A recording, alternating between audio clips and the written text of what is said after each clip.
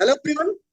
दोस्तों, जैसा कि आप जानते हैं, अब हमारा बजट आने वाला है 23 तारीख को। और दोस्तों, ऐसा ही एक इवेंट हमारे सामने बहुत बड़ा आया था। इलेक्शन की जिस दिन हम इलेक्शन हुआ था, लोकसभा का काउंटिंग डेज था। आप देखेंगे उस दिन मैंने क्या किया था, ग्रुप में मैसेज किया था। और उसके पहले मैंने काफी दिन पहले देखिए एक पुट बाई किया था जून एक्सपायरी का। और मेरा टेलीग्राम पे आप देख लीजिए, क्लियर कट लिखा हुआ है कि यहाँ पर जून एक्सपायरी का प्रीमियम 150 का प्रीमियम 700 पहुंच गया था। ठीक है, यही तो धमाके होते हैं जो हमारे बड़े बड़े इवेंट आते हैं। और इलेक्शन वाले दिन देखिए, ऊपर डेट है 4 जून, देख लीजिए यहाँ पर 4 जून का सर जहाँ है। 4 जून को ही काउंटिंग थी। उस दिन जब दोपहर तक मैक्सिमम लोगों ने अपना फंड लूज कर दिया था, खत्म कर लिया था, तब तक मैंने कोई ट्रेडिंग नहीं किया था। लेकिन आप देखेंगे उसके बाद हमने 1 बजे के आसपास, पौने 1 बजे से मैं एक्टिव हुआ, या कहता हूं मैं, हाँ, पौने 1 से मैं एक्टिव हुआ था, 12:48 से। लिखा मैंने, निफ्टी पीएससी डिमांड जोन में, बैंक निफ्टी ने प्रॉपर डिमांड को हिट कर दिया है, अब मार्केट स्ट्रांग हो सकती है। फिर लिखा, बोलते ही बैंक निफ्टी 1,000 पॉइंट अप। उसके बाद बैंक निफ्टी कहां से कहां पहुंच गई, वो कोई कहने बात नहीं है। आप दोस्तों ये लेवल देख लीजिए, वो भी तो एक इवेंट था, जैसे बजट का इवेंट है, वैसे ही तो काउंटिंग वाले दिन जो है एक बड़ा इवेंट था। क्या से क्या हो सकता है। ये जो आप देख रहे हैं रेड कैंडल, एक्चुअली इस रेड कैंडल के यही पर पिक पर ही मैंने बोल दिया था। जब लोग कहते हैं जब मार्केट खत्म हो जाएगी, मार्केट खत्म हो जाएगी, नीचे जाएगी, मैंने कहा जी नहीं सर, अब तो मार्केट ऊपर जाएगी। और उसके बाद ये मूव हमने कैप्चर किया।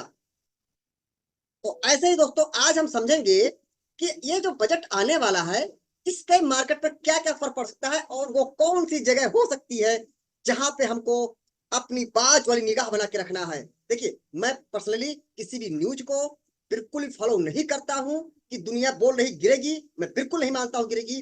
जब तक कि मेरा चार्ट, मेरा डेटा, मेरा एनालिसिस हमको अलाउ नहीं कर देता है, तब तक मैं, ऐसे बहुत इवेंट आते रहेंगे, हर इवेंट पर हम नई नई स्ट्रेटजी बनाएंगे। अच्छा, एक और खास बात सुनिए। पहली बात देखिए, इस वीडियो को वही लोग देख पाएंगे जिनको सच सुनने की आदत होगी, जो मुझे लगता है। क्योंकि मैं यहाँ पर ऐसी कोई बात करने वाला नहीं हूँ कि उस दिन हम क्या करेंगे, 9:25 पर ये हाई मार्क करेंगे, ये लो मार्क करेंगे, ये ब्रेक होगा, वो ब्रेक होगा, क्लोजिंग होगा, ओटीएम कॉल, ये सब मैं बातें करूंगा कि 100 रुपए लगाओ। इस समय आप देख रहे होंगे काफी कुछ सुनने को मिल रहा है, आप तो सोशल मीडिया जमाना है। 200 रुपए लगाओ, 20,000 कमाओ। मुझे तो हंसी तब आई कि हमने देखा कुछ कि 500 रुपए लगाओ, 1 लाख रुपए कमाओ। अरे भैया, मैं नहीं कमा पाऊंगा, ना मेरे पास स्ट्रेटजी है कि 500 रुपए लगा के 1 लाख। अगर कोई कहीं 500 से 1 लाख बन रहा है, मैं तो 5,000 लगा सकता हूँ, 10 लाख बना लूंगा, क्या प्रॉब्लम है। लेकिन भैया, मुझे नहीं बनना इतना दिगा अमीर, नहीं बनना, मुझे बिल्कुल नहीं बनना अमीर। मैं लॉजिक के साथ काम करूंगा। मुझे पूरा विश्वास है, जब मैक्सिमम लोग अपना फंड लॉस कर चुके होंगे, तब उसके बाद हमारी एंट्री बनेगी।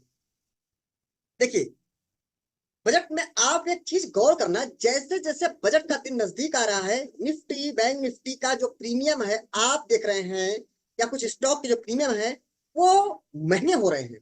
आप ओटीएम कॉल भी ले रहे हैं, तो वो भी जो चीज आपको मिलती थी नॉर्मल डे में 2500 की, 3,000 रुपए का एक लॉट मिलता था, उसकी कीमत 5,000, 5,500, 6,000 तक हो चुका है कीमत। 1.5 गुना, 2 गुना, 2.5 गुना तक कीमत हो चुकी है। और जब प्रीमियम के चलने की बारी आ रही कि मुझे पैसा पे करे प्रीमियम, तो कह रहा है कि मैं चलूंगा नहीं, वो तो रुका पड़ा है, कुछ मुंह नहीं हो रहा। तो ऐसे कैसे काम चलेगा। इसके लिए हमको समझिए, कुछ चार पांच समझिए कि क्या हो रहा है। देखिए, आप इस समय हम देखते सेंटीमेंट मार्केट बुलिश रहने वाली है या बेरिश। ठीक है, बजट के दिन क्या कैसे कंडीशन बन सकती है। आप देख रहे हैं कुछ हमारे बहुत ही अच्छे अच्छे स्टॉक, लाइक मैं पहले डिस्कशन करता हूं डिक्सन का। आप देखेंगे ये एक बेहतरीन शेयर है। आप इस शेयर का डेटा चेक करेंगे कैसे चलता है। ये देखिए कंटिन्यू, ये 45 डिग्री के आसपास ये लगातार ऊपर भागता है। ये आप जो एक बड़ी सी रेड कैंडल देख रहे हैं ना यहाँ पर, चलिए, ये शायद में भी जिस दिन काउंटिंग थी उस दिन का है, जिस रिजल्ट आया था इलेक्शन का। तो इतनी बड़ी गिरावट मार्केट में हुई, तो उसमें इतनी बड़ी कैंडल आ गई, कोई बड़ी बात नहीं है। उसके बाद देखिए सिर्फ ये ऊपर चलना जानता है। लेकिन ये स्टॉक भी देखिए बैक टू बैक कितनी बड़ी बड़ी रेड कैंडल के साथ नीचे आया। और तो छोड़िए, यहां पर आप देखेंगे बेहतरीन, जिसको बोलते हैं बेहतरीन डिमांड जोन, ऐसे स्टॉक तो डेली के डिमांड जोन से रेट कर जाते हैं, जबकि डेली नहीं है तो वीकली का टाइम फ्रेम का डिमांड जोन है।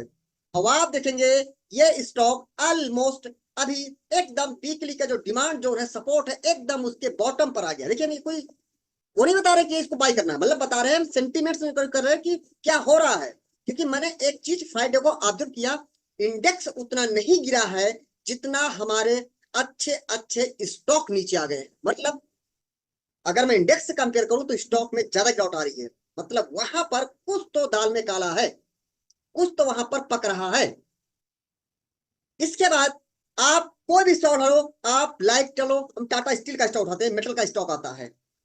आप टाटा स्टील का स्टॉक देखिए कैसे स्पीड से नीचे आए। तो वीकली का टाइम फ्रेम है, आप डेली पर जाएंगे तो और भी पाएंगे। ये देखिए continue red candle, red red red red, green candle आने का नाम ही नहीं इसमें ले रही है।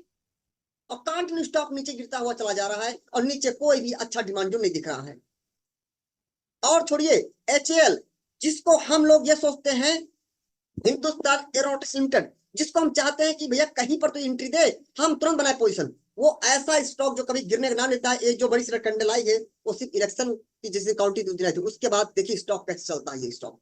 लेकिन इसमें क्या हो गया, अचानक इतनी बड़ी बड़ी रेड कैंडल साथ में स्टॉक नीचे आ रहा है। मतलब देखिए, हमें अगर मार्केट का अंदाजा लगाना है कि मार्केट का व्यू क्या रहने वाला है, तो उस समय हमको जो अच्छे कंपनीज के स्टॉक है उनको देना चाहिए, वो उनका रिएक्शन क्या हो रहा है, उनका रिएक्शन क्या हो रहा है। ठीक है, ऐसे ही आप अगर आप पीएसयू बैंक के स्टॉक उठा के देख लेंगे, एक एसबीआई है जो कि डिमांड जोन से रिएक्ट कर रहा है। एसबीआई को छोड़ के आप किसी भी स्टॉक को आते हैं, लाइक आप पंजाब नेशनल बैंक को देख लीजिए, ये क्या कंडीशन है, बहुत टाइम से कंसोलिडेट हो रहा है और इसका जो है जोर वो नीचे का लगता है जोर है, क्योंकि नीचे जाके क्लोज हो रहा है, बार बार नीचे ही जा रहा है, नीचे जा रहा है, नीचे कोई डिमांड जो है नहीं। अच्छा, मतलब इससे यह होता है कि हमने कुछ मेटल के स्टॉक देखे, कुछ इसके स्टॉक देखे, बैंक के स्टॉक देखे, हमको क्या लग रहा है, चार्ट तो यही कर रहा है कि जी हाँ अगर सेलिंग बढ़ाई जाती है, अगर सेलिंग देखिए, मार्केट ये तो मानते हैं आप, मार्केट ऑल टाइम हाई पर ही खड़ी है मार्केट। ठीक है, एक टाइम ऐसा आता है जहां पर प्रॉफिट भी बुक किया जाता है। हम कोई सौदा लेके बैठे हुए हैं तो उसको किस लिए रखे हैं, इसलिए तो रखे हैं कि जब एक अच्छा हमको दाम मिलेगा हम बेच देंगे, कहीं तो बेचेंगे ना, किससे तो। हो सकता है वो घड़ी अब आ रही हो बेचने की, क्योंकि जिस डाउनफॉल का हम लोग एक्सपेक्ट कर रहे थे इलेक्शन के टाइम पर, वो नहीं मिला। एक दिन का था वो, उसके बाद मार्केट जितनी स्पीड से आई थी वैसे ही 4 दिन में रिकवर करके वही कहीं पहुंच गई, उससे ऊपर पहुंच गई मार्केट।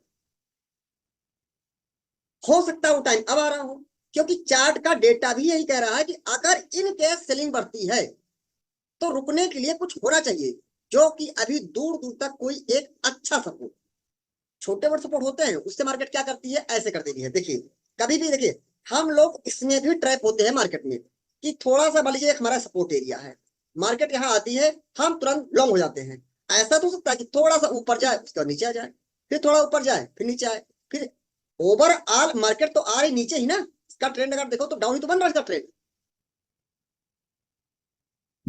तो मुझे लगता है देखिए, हमें लगता है आने वाले जो भी हमारे पास 15 दिन है, 20 दिन है, 25 दिन है, महीने भर है, मुझे लगता है कि जब तक हमारा view clear cut clear cut police नहीं हो जाता है, जो चीजें हमको कमजोर दिख रही हैं, जब तक वो चीजें खुद को स्ट्रॉन्ग साबित ना कर दे, मुझे लगता है कोई ऐसी पोजिशन बनाना कि हम इसको 100 रुपए पर सौदा खरीदे हैं, हम इसको 150 पर 200 पे बेचेंगे, 1.5 गुना 2 गुना पर, ये उम्मीद अभी हमको नहीं करनी चाहिए। ऐसा मुझे लगता है। देखिए दो चीज थी, एक होता है इन्वेस्टमेंट, एक होता है ट्रेडिंग, तीसरी भी होता है जिसपे हम लोग आजकल जो हमारी यूथ जनरेशन है जो रातों रात अमीर बनना चाहती है उसको भी ऐड करता हूँ, फ्यूचर एंड ऑप्शन। फ्यूचर तो कभी कभी कम लोग करते हैं, तो उसमें ज्यादा फंड लगता है, मैं ऑप्शन बात कर देता हूँ। ऑप्शन ट्रेडिंग, इन्वेस्टमेंट और ट्रेडिंग, मैं मानता हूं इस समय एक इन्वेस्टमेंट वाला ही पार्ट हो गया, एक ऑप्शन वाला, इन दो पार्ट को थोड़ा सा हमको दबोच देना चाहिए। क्योंकि इन्वेस्टमेंट होता है कि आप अच्छे जगह करो इन्वेस्टमेंट ना, अच्छे जगह करो। ये नहीं होना चाहिए कि ये स्टॉक बहुत अच्छा मुझे इन्वेस्टमेंट करना है, थोड़ा सा गिर गया बाय कर लो, फिर गिर गया बाय कर लो। अरे भाई कब तक बाय करोगे, अगर 5,000 का स्टॉक जो है 3,000 पे आ गया और आप हर 200 रुपए में बाय कर रहे हो, तो कब तक बाय करोगे, क्या सारा फंड आप एक ही स्टॉक में लगाने जा रहे हो। सारे अंडों को हमको एक बास्केट में नहीं रखना है कि बास्केट हाथ से छूट गया सारे अंडे हमारे फूट गए। देखिए क्या है, मैं वही बात कर रहा हूँ कि थोड़ा सा हमारी बातें अच्छी नहीं लग सकती है, मैं मान सकता हूँ क्योंकि मैं उतनी बात कर ही नहीं रहा हूँ जो चीजें आप मैक्सिमम लोगों को अच्छी लगे, बट मुझे विश्वास है मैं वो बात कर रहा हूँ जो कि रियल फैक्ट है। ठीक है। तो मेरा ये मानना, देखिए हम जब भी कोई वीडियो देखते हैं, रील देखते हैं, उसमें बड़े बड़े इन्वेस्टर की बातें सुनते हैं कि वो आज उनके पास इतने हजार करोड़ रुपए की संपत्ति है, असेट है, कंपनीज हैं, लेकिन भूल जाते हो क्या है, इन्वेस्टर है। वो इन्वेस्टर है। हाँ, वो ट्रेडिंग वो भी करते हैं, ऐसी बात नहीं है, उनका फंड होता है, उनकी टीम होती है, मैनेज करती है, एक तरफ इन्वेस्टमेंट करते हैं, एक फंड से वो ट्रेडिंग करते हैं। लेकिन वही चीज तो करते हैं कि कब ट्रेडिंग करना है, कब इन्वेस्टमेंट करना है, वही चीज हमको समझना है। ठीक है। अब मुझे लगता है कि पीएनबी का स्टॉक नीचे आ रहा है, जब यहाँ पर सपोर्ट है नहीं, तो मैं इसको बीच में कहाँ पे एंट्री कर लूँ, मुझे तो नहीं समझ में आता है। मतलब स्टॉक के रिव्यू बेरिश लग रहे हैं। अगर हम चलिए, एक बड़ी कंपनी है, दिग्गज कंपनी है रिलायंस, जिसका मार्केट में बहुत बड़ा असर रहता है, मैं उसकी बात कर लेता हूँ। आप देखिए रिलायंस में एक ये डेली का डिमांड जोन ले लिया था, ये एरिया थी, यहाँ पर काफी टाइम से रिलायंस क्या हो रहा था, ये होल्ड हो रहा था, काफी टाइम होल्ड रहा, जिसकी वजह से आपने देखा मार्केट भी काफी दिन साइडवेज हो रखी थी। ठीक है। लेकिन अभी ठीक है, जो आ रहा न्यूज में कि शायद इसका रिलायंस का रिजल्ट उतना अच्छा नहीं आया है कंपेयर टू पिछली बार के। ठीक है, थोड़ा कम अच्छा रिजल्ट आया है, तो हो सकता है इसका भी असर निफ्टी इस पर रिलायंस पर पड़ेगा। ठीक है। इसका मतलब ओवरऑल मैक्सिमम जो सेंटीमेंट दिख रहा है, वो ये दिख रहा है कि ज्यादा पॉजिटिव नहीं दिख रहा, कुछ निगेटिव निगेटिव दिख रहा है। विप्रो को लेकर भी कुछ निगेटिव न्यूज दौड़ रही है, एडीआर को लेकर के काफी गिर गया है। ठीक है। तो अब हम आते हैं मेन चीज पर फोकस करते हैं कि ये सब अगर स्टॉक का व्यू बेरिश हो रहा है, तो इसका असर इंडेक्स में क्या पड़ सकता है, बजट के दिन इसमें क्या इफेक्ट पड़ सकता है। हाँ, एक बात आज आप समझ लीजिए, जो मैंने ऑब्जर्व किया है, कि जो बड़े बड़े इन्वेस्टर होते हैं, जिनको हम ऑपरेटर कह दे, इंस्टीट्यूशंस कह दे, या कहते बिग प्लेयर कह दे, जो कह दे, उनका एक रेट फिक्स होता है कि मुझे ये चीज इस कीमत पर अच्छी लग रही, मैं यहाँ पर लूंगा। वो उस चीज को वहां पर बाई करते करते हैं। हमको क्या करना है, उन्हीं के साथ बाई करना है, इसीलिए हम लोग demand zone and supply zone पे काम करते हैं। किसी hammer, inverted hammer, shooting star, support, resistance, bull selling पे, बेरी सेलिंग पे, इन सब पर कब भी थंडल, फ्लैग पैटर्न, इन सब पर हम बिल्कुल भी ट्रेड नहीं करते। आप देखेंगे निफ्टी में, अभी आप देखेंगे फ्राइडे को एक बिग रेड कैंडल हमको देखने को मिली। पहली बात तो ये बिग ग्रीन कैंडल आई, इस ग्रीन कैंडल को हम लोगों ने कैप्चर किया है, बड़ी अच्छी बात यह है। और जब तक निफ्टी साइडवेज थी, तब तक ने एंट्री भी नहीं किया था। हमारी एंट्री करने बाद में हम लोगों को एक अच्छा यहाँ पर आउटपुट मिला, हमारा प्रीमियम ऊपर गया। ठीक है। लेकिन आप देखेंगे यहाँ पर एक बड़ी सी रेड कैंडल, लगभग 350 पॉइंट के आसपास की, हमको एक ये रेड कैंडल निफ्टी देखने को मिली। सबसे मैं आपको एक तरीका बताता हूं कि मार्केट का व्यू बुलिश या बेरिश रहे। सबसे पहले इसको हमको स्मॉल टाइम फ्रेम पर ब्रेक कर देना चाहिए, निफ्टी को मैं ब्रेक कर रहा हूं। जब हम निफ्टी को स्मॉल टाइम फ्रेम पर ब्रेक कर रहे हैं, तो आप देख रहे होंगे निफ्टी में कहीं ना कहीं 125 मिनट के टाइम फ्रेम पर आप 1 आवर लगा लेना, 2 आवर लगा लेना। ठीक है, मैं एक बार ट्राई करता हूँ, 1 आवर 2 आवर पे कुछ पिक्चर मिलती है तो ठीक है, 1 आवर पर कुछ पिक्चर नहीं दिख रही है, 2 आवर पर भी चलो 2 आवर पिक्चर दिख गई। ठीक है, आप 2 आवर के टाइम फ्रेम पर जाके देखेंगे, तो यहाँ पर कहीं ना कहीं निफ्टी में एक सप्लाई जोन क्रिएट हो गया है, मैं इसकी बात कर रहा हूँ। इससे ऊपर जाते हैं तो हमारे सामने एक सप्लाई जोन यहाँ क्रिएट हो गया है, मतलब एक सप्लाई जोन 24,600 के आसपास है, एक सप्लाई जोन 24,800 के आसपास बना हुआ है। मतलब बैक टू बैक अब निफ्टी में सप्लाई जोन बन गए हैं। मतलब हमको यही चीज ऑब्जर्व करना है, बायर हावी है कि सेलर हावी है, ये डिपेंड करेगा डिमांड जोन काम कर रहे हैं या सप्लाई जोन काम कर रहे हैं। अगर निफ्टी यहाँ से ऊपर जाती है और रिएक्ट करना स्टार्ट कर देती है, तो नो डाउट मुझे जो लगता है, फिर आसानी से निफ्टी में हमको ये लेवल देखने को मिल सकता है, जो कि एक डिमांड जोन है।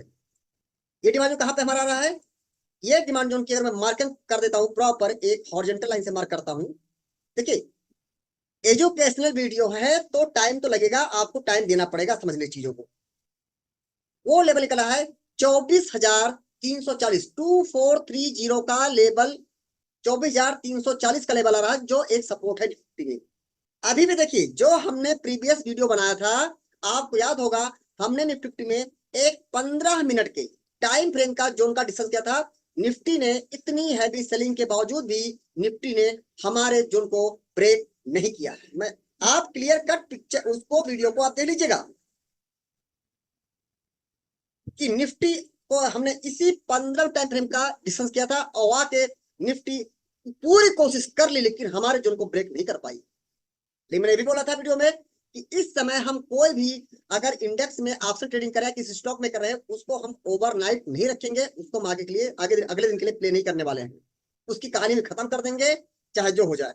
तो मैंने क्वेश्चन को क्लोज कर दिया है, नहीं ऊपर गई तो मैं क्या करूं, मैंने इसको यहाँ पर क्लोज कर दिया। ठीक है, तो जैसा कि अभी हम 2 आवर के टाइम फ्रेम पर दे रहे थे, निफ्टी में जो अगला डिमांड जो रहा है वो 24,340 का आ रहा है। अगर हम डेली के टाइम फ्रेम पर देखते हैं अभी निफ्टी कहाँ है, अभी निफ्टी है हमारी जो है वो 24,530 पर है। मतलब कि हम कह सकते हैं 530 से 430 फिर 330, मतलब लगभग 250 पॉइंट तक का करेक्शन यहाँ पर निफ्टी में अभी लग रहा है, जो कि एक अच्छी एरिया हो सकती है। ये वाला जोन एक अच्छा एरिया हो सकता है एक बार छोटे मूव के लिए। ये तो हम करंट मार्केट प्राइस में ही डिसाइड कर पाएंगे कि यहाँ से कैसा मूव आ सकता है कि नहीं आ सकता है, क्योंकि मार्केट इज सुप्रीम, उस समय ही डिसाइड कर सकते हैं, वो भी इस समय इवेंट के मंथ में। प्रॉब्लम तब हो रही है जब ये 24,340 का इन केस यहाँ से मान लीजिए हमको 100 150 200 पॉइंट का मूव मिल गया, इन केस एक एग्जांपल दे रहे हैं, मान लीजिए मिलता है सपोर्ट करता है जोन अच्छा, लेकिन खतरा अब आता है कि इसके बाद में फिर निफ्टी 50 में स्मॉल टाइम फ्रेम पर जो जोन है वो बहुत नीचे आ रहे हैं, लगभग 23,500 के आसपास जोन आ रहा है। क्यों ना हम डेली पर चक्कर लें, डेली के टाइम फ्रेम पर आते हैं तो एक जोन जो निकल के आ रहा है वो यहां निकल के आ रहा है, एक रेड कैंडल है एक ही ग्रीन कैंडल है, मैं इसकी बात कर रहा हूं दोस्तों।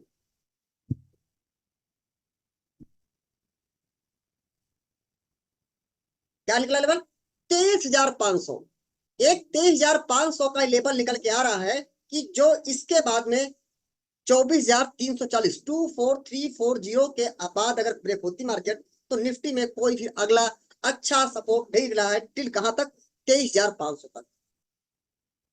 ओवरऑल हमने जो निफ्टी 50 का व्यू देखा उसमें क्या देखा, यही तो देखा कि हाँ इसमें अब केवल दो एक ही जो बेहतर एरिया दिख रही है वो 24,340 की दिख रही है, उसके बाद में फिर 23,500, मतलब कि उसके बाद मार्केट में हो सकता है अगर कोई न्यू, देखिए मार्केट में क्या होता है कोई भी प्राइस एक्शन कभी भी किसी भी टाइम किसी भी घंटे चेंज हो सकता है, लेकिन अभी के सेट में आपसे मार्केट अगर थोड़ा दूर में देखिए, एक दिन के लिए एक घंटे के लिए हमारा व्यू पुलिस बेरिस होता रहता है ट्रेंड के अगेंस्ट और प्राइस हिसाब से, लेकिन दूर का व्यू अगर मैं बात करूं तो मुझे लगता है 23,500 निफ्टी में हमको आने वाले दिनों में आगे के दिनों में हो सकता है लेवल देखने को मिले, क्योंकि चार्ट जो है ऊपर यहां से जब निफ्टी ऊपर भागी इतनी उसको जल्दी थी उसने कोई डिमांड जोन ही नहीं बनाया, तो जब नीचे उतरेगी तो इसके पास कोई ब्रेकर ही नहीं आ रहा है, मतलब वही है कि गाड़ी भगाया जाओ कोई ब्रेकर नहीं आ रहा है, आएगा तो रुकेगी ना, अगर गाड़ी यहाँ से नीचे फिसलना शुरू होती है तो कोई ब्रेकर इसके पास ही नहीं है 23,500 पहले।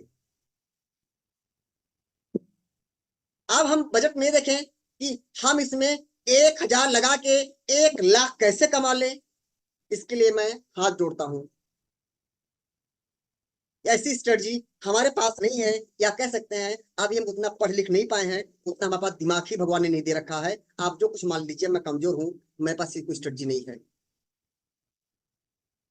मैं अगर बजट के दिन 24,340 का लेवल 24,340 का लेवल, हाँ एक जो रिस्क वाली बात है, अगर मुझे ऐसा लगता है आपके लिए कोई रिकमेंडेशन बिल्कुल भी नहीं है, इन केस निफ्टी इस जोन में जाए जो मैंने ऊपर मार्क किया है, या मैंने जो ऊपर एरिया मार्क किया है इस एरिया में आती है 24,750 का लेवल हो सकता है, या फिर मैं कहूं ये लेवल हो सकता है 24,600 का लेवल। हाँ इन केस अगर इस रेंज में एक बार निफ्टी आती है यहाँ पर फंसती है वहां से ग्राउंड होने लगती है, तो मैं हो सकता है एक बार को 24,340 के पुट की तरफ जो है एक बार रिस्क लेने का प्लान करूं, वो भी प्राइस एक्शन को देखने के बाद। बाकी अगर मैं अब कोई फ्रेश पोजीशन बनाता हूं वो भी एक दिन के लिए, बहुत दिन के लिए होल्ड नहीं करने वाला हूं, तो मैं 24,350 के पहले 24,350 24,340 का जो भी लेवल है 10-15 पॉइंट ऊपर नीचे, मैं इसके पहले कोई भी लॉन्ग की पोजीशन अप साइड की पोजीशन बिल्कुल नहीं बनाने वाला हूँ, और वो भी एक दिन के लिए होल्ड करूंगा। बहुत बहुत मैं कॉन्फिडेंट हुआ, सब कुछ अच्छा लगा तो शायद 2 दिन के लिए मैं आगे बढ़ा दूं, आगे नहीं बढ़ाने वाला हूँ। अब मार्केट का भी वेरी सब दोस्तों मैंने क्या किया है, एक मैंने आप बिलीव नहीं करेंगे, मैंने दिसंबर मंथ का 6 मंथ आगे का मैंने दूर के स्ट्राइक प्राइस का मैंने एक 23,000 का पुट खरीद करके रख लिया अभी से, बिकॉज एक्सपायरी दूर की ले लिया तो टाइम डीके का झंझट खत्म हो गया। और दूर की हमने एक्सपायरी लिया है तो ठीक है, अच्छी बात है, टाइम डीके झंझट। दूसरी बात, हमने जब दूर का स्ट्राइक प्राइस ले लिया है उससे हमारा फंड बहुत कम लग गया है, जो बोलते हैं एज हीरो जीरो।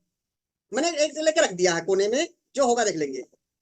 जैसे हमने भी बैंक निफ्टी में कुछ दिन पहले लिया था, जून एक्सपायरी का आपको याद होगा, 150 का प्रीमियम 700 का हाई मारा, 150 का प्रीमियम 700 का हाई मारा, उस उम्मीद में मैं लेकर रख लिया हूँ, क्योंकि अभी के प्राइस से मार्केट थोड़ी सी बेरिश लग रही है। तो मैं बजट वाले दिन 24,340-50 का जो लेवल है वहां का वेट करूंगा। उस दिन अगर सब कुछ सेंटीमेंट ठीक ठाक रहता है तो मैं यहाँ पर एक छोटी सी कुछ का हो सकता है प्लान करूं, ठीक है, वो भी कोई कंफर्म नहीं है। अगर सब कुछ मैं पुलिस नहीं हुआ क्लियर कर तो मैं हाथ जोड़ लूंगा कि कोई बजट के दिन मुझे अमीर नहीं बनना, मैं अगले दिन से भी अमीर बन सकता हूँ, ठीक है। अच्छा, एक बात और आती है, स्पेशली जो मेरे स्टूडेंट हैं, जो हमारे फॉलोअर हैं, जिनको मैं दिल से प्यार करता हूँ, ठीक है। मैं वीडियो से लेकर के आया, मेरे पास काफी आ रहे थे मैसेज कि प्लीज आप लोग एक काम ना करेगा, ये कितनी एक बहुत ही मतलब बात लगती है कि सिर्फ बजट वाले दिन क्या करना है, 3,000 रुपए का रिस्क है। मैं क्या करूंगा, एक 200 पॉइंट का या 300 पॉइंट का एक OTM buy call call buy करूंगा। इसके बाद मैं इससे जो है 500 पॉइंट नीचे का एक ओटीएम पुट बाय करूंगा, फिर पता नहीं कौन सा उसमें ये ऐड कर दूंगा वो ऐड कर दूंगा, मेरा टोटल फंड कितना लगा, 5,000 लगा। अगर ये इतना चला जाता है तो प्रीमियम यहां से ये पहुंच जाएगा, इस प्रकार हमारे 5,000 के बन गए 50 लाख। तो ये सब मत करिएगा। इन केस ये आपका 3,000 या 5,000 रुपए आपने जो लगाया, अगर ये पैसा जीरो हो गया तो इससे आपका फायदा क्या हुआ, 50 लाख तो नहीं बनेगा। तो आपका दिल का देखिए, हमको सुननी सबकी चाहिए, करनी अपने मन की चाहिए। क्या आपका दिल आपको ये कहता है कि 3,000 लगा करके क्या 30,000 बनाना पॉसिबल है? देखिए, मार्केट में सब कुछ पॉसिबल है, वो कभी कभी है, 1 लाख चांस में से एक बार का है। तो अगर हम कोई ऐसी ट्राई कर रहे हैं जिसमें जीतने की प्रोबेबिलिटी हमारी 1 लाख बार में एक बार की है, तो उसको आप ट्रेडिंग मत कहिए, प्लीज, हाथ जोड़ रहा हूं। उसको आप सीधे सीधे एक नाम दीजिए, जुआ खेल रहे हैं आप। उसको आप क्यों कहते हैं ट्रेडिंग है कि इन केस हुआ जीरो तो ये होगा, नहीं तो इससे ये हो जाएगा। तो प्लीज हाथ जोड़ रहा हूँ, ये सब मत करिए, फिर आप ट्रेडिंग मत उसे कहिए, मार्केट में गुस्सा इस चीज से आएगा। आप उसको कहिए कि हाँ मैं जुआ खेल रहा हूँ एक, तो जुआ मैं खेलता नहीं हूँ, करूंगा ट्रेडिंग तो अपने स्ट्रेटजी पे करूंगा, उसके बाद ये सब होगा एक्सेप्ट, टारगेट होगा एक्सेप्ट, मैं जुआ बिल्कुल नहीं खेलूंगा। और मुझे स्पेशली बजट वाले दिन करोड़पति बिल्कुल भी नहीं बनना है, क्योंकि मैंने चीज कंपेयर देखा, इंडेक्स में इतनी गिरावट नहीं हुई जितनी गिरावट स्टॉक्स में हमको देखने को मिली। अब आते हैं हम निफ्टी बैंक पर। निफ्टी बैंक का चार्ट है, जब हम निफ्टी बैंक की तरफ बढ़ते हैं तो इस जोन को मैं काफी टाइम से जो है टेलीग्राम पर भी शेयर किया, यूट्यूब पर भी शेयर किया, लेकिन ये जोन आने से रह गया, यहाँ एंट्री नहीं हो पाई। एक ये जोन है और इसी से लगा हुआ एक जोन ये है, मतलब एक जोन मैं कह सकता हूं, एक तो ऊपर की लाइन में जोन हो गया, कहां पर है, 51,973, मोटा मोटा क्या है, 51,970, 51,970 पे जोन है। एक सपोर्ट उसके नीचे है, 51,750 पर है, ये जोन है। बहुत कुछ अच्छा होता है, सब कुछ ठीक लगता है, मार्केट इस जोन में आती है और थोड़ा सा कंसोलिडेट हो जाती है, उसके बाद अब जाने लगती है, तो शायद मैं एक बार लॉन्ग होने का रिस्क लूं। वो भी इसलिए क्योंकि अगर यहाँ से निफ्टी ऊपर जाती है तो सबसे प्लस पॉइंट जो है, सब कुछ यहाँ पर कचरा है, कोई सप्लाई जो नहीं है रोकने के लिए, कम से कम कहां तक के लिए, यहाँ तक के लिए।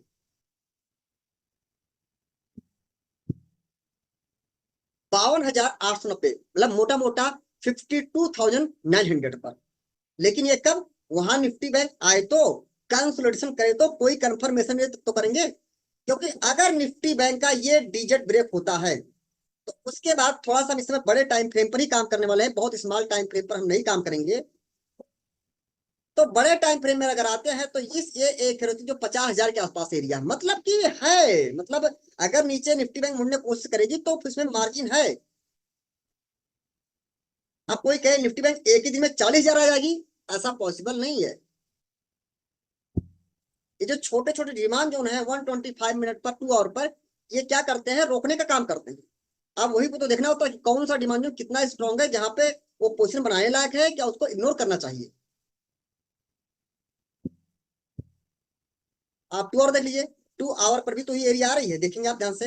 एक ये ड्रॉप बेस रैली का जोन है, फिर यहाँ ऊपर रैली बेस रैली जोन है, बैक टू बैक यहाँ पर जोन है निफ्टी बैंक में, जो कि अगर बहुत बड़ा गैप डाउन ना हो जाए, मार्केट आराम से खुले तो ये जोन रोक सकते हैं, कोई बड़ी बात नहीं है। तो इसलिए हमको जल्दबाजी नहीं करना कि फ्यूचर शॉर्ट कर दो, ये कर दो, वो कर दो, जुलाई की एक्सपायरी का फ्यूचर शॉर्ट कर दो, ये कर दो, वो कर दो, ये सब काम बिल्कुल भी नहीं है। मार्केट ने अगर खुद को कहीं गलती से भी साइडवेज कर दिया ना, वैसे बजट के लिए पॉसिबल नहीं इतना कि साइडवेज जो है, मतलब बड़े मूव आते हैं अक्सर, हम बता रहे हैं।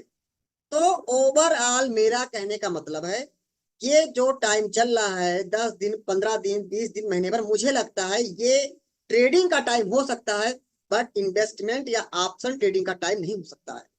मैं आपको एक एग्जांपल दे देता हूं तो शायद हमारी कुछ बातें आपको शायद तब, क्योंकि आजकल जमाना है कि सर प्रूफ दीजिए तब तो वो बात मानेंगे, या तो आप लॉस लेकर प्रूफ मान लेते हैं अपनी बात पर।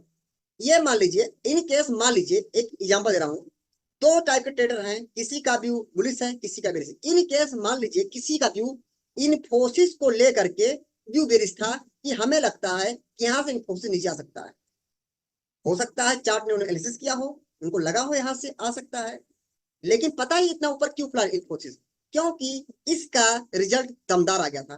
केवल रिजल्ट दमदार आने की वजह से इन्फोसिस इतना ऊपर ऊपर हो गया। मैंने बार बोला है कि रिजल्ट का मंथ है, इसमें हमको बहुत ही सावधान रहना चाहिए, और पल भर में आपका कितना बड़ा लॉस हो गया। अब किसी ने सोचा होगा कि इन्फोसिस तो भाग जाएगा, लो यहाँ पर फिर से कॉल पकड़ लेते हैं, जो नीचे आ गया, फिर परेशानी हो गई। तो ये सब चक्करों से मुक्ति पाइए, एक प्रॉपर सिंपल सेटअप बनाइए।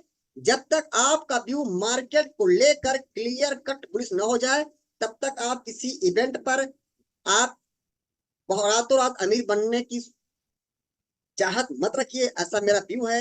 रुकना चाहिए, वेट करना चाहिए। हमको एक ट्रेडर बनना है तो एक सिस्टमेटिक वे में ट्रेडिंग करना चाहिए, हमको कोई जल्दबाजी नहीं करनी चाहिए। बाकी दोस्तों लाइव मार्केट में क्या अपडेट होगी उसको आप जानना चाहते हैं तो हमारा टेलीग्राम का जो लिंक है वो हमारे यूट्यूब वीडियोस के डिस्क्रिप्शन दिया रहेगा, आप उसको जरूर ज्वाइन कर लीजिएगा। कहीं और से बिल्कुल मत ज्वाइन करिएगा, क्योंकि इस नाम से कई सारे फेक चैनल भी क्रिएट हो चुके हैं, तो आप इन सबसे दूर रहिएगा। ओवरऑल जो हमको चीजें बेहतरीन जोन में लगेंगी उसमें हम ट्रेडिंग तो कर सकते हैं, बट अभी इन्वेस्टमेंट से थोड़ा सा दूर रहेंगे। बहुत क्या होगा, चीजें भाग जाएंगी, भाग जाए, लेकिन जब पकड़ेंगे तो ये तो रहेगा कि अब यहां से ऊपर जाने की प्रोबेबिलिटी बहुत ज्यादा है। सस्ते चक्कर में थोड़ा सा गिराफ पकड़ ले, फिर गिराफ पकड़ ले, कब तक पड़े, हम भी थक जाएंगे, पैसा भी हमारा खत्म हो जाएगा। इसलिए जो हमारे व्यूवर है, खास जो मैसेज करते हैं, जो हमारी बात को मानते हैं, उनसे मैं हाथ जोड़ के एक निवेदन करना चाहता हूँ कि आप लोग प्लीज 3,000 लगा के 3 लाख बने या 30 लाख बने, आप ऐसी स्टडी से दूर रहेगा, क्योंकि मैं ऐसी कोई स्ट्रेटेजी देने वाला नहीं हूँ, ना मैं किसी स्ट्रेटेजी में 3,000 से 30 लाख बना पाऊंगा। ठीक है, आप प्लीज मार्केट को सिर्फ वॉच करिए, मार्केट को समझिए, इसका एक्सपीरियंस लीजिए, और काफी अच्छे से स्टॉक नीचे आ रहे हैं। आप केवल ध्यान रखिए कौन से स्टॉक बेहतरीन डिमांड में है। ठीक है, अगर मुझे कल टाइम मिलता है होमवर्क करने का प्रॉपर, तो मैं वैसे ऐसे स्टॉक जो अच्छे जून में आ रहे हैं उनको लेकर के मैं कल आपसे यूट्यूब वीडियोस पर आने मिलने की कोशिश करूंगा, आपके साथ में उस स्टॉक को शेयर करूंगा। बाकी दोस्तों लास्ट वही चीज, हमने जो भी लेवल शेयर किए, जो बातें आपसे बताई, वो हमारा एक व्यक्ति विचार था चार्ट को लेकर के इशू पर्पज से। इस पर हमारा कोई राय, आपको रिकमेंडेशन या टिप्स नहीं है कि आप इश्यू करने के लिए बाध्य हैं। मार्केट में ध्यान रहे, कोई भी पोजीशन बनानी है आप अपने खुद के लिए जरूर करें, अपने फाइनेंशियल एडवाइस सलाह लेने के बाद ही कोई एक्शन ले, किसी कहने पर कोई भी एक्शन ना ले। Thank you.